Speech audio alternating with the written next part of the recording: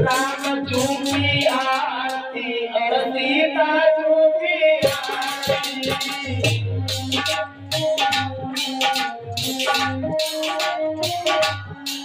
राम झूठी आरती और सीता झूठी आरती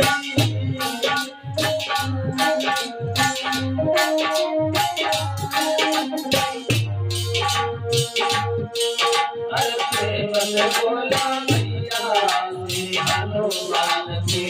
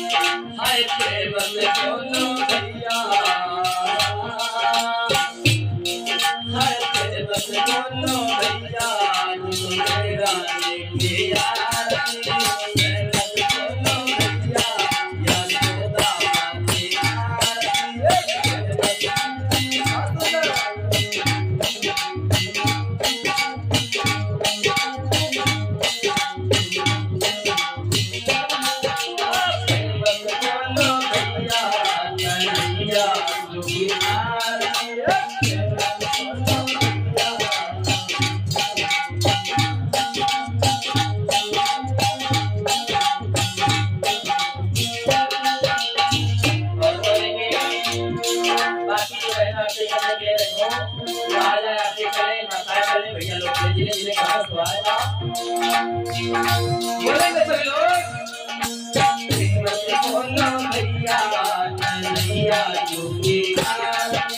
भैया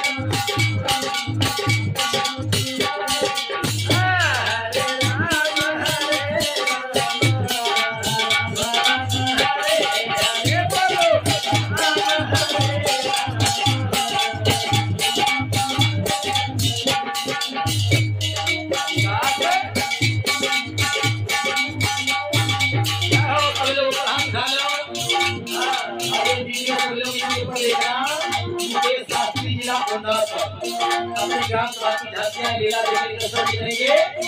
मुकेश शास्त्री जिला उन्नाव ये हमारा यूट्यूब चैनल है और ये अपनी मीडिया नंबर घड़ी का कार्यक्रम देखेंगे। हरे राम हरे राम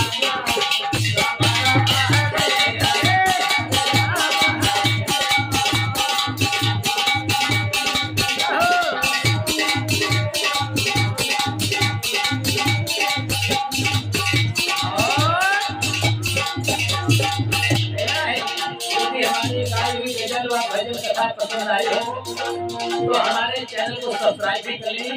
मुकेश शास्त्री जिला उन्नाव और बोलेंगे हरे कृष्ण हरे कृष्णा कृष्ण कृष्ण हरे हरे बोलो हरे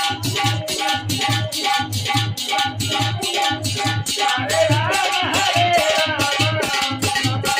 हरे हरे बोलो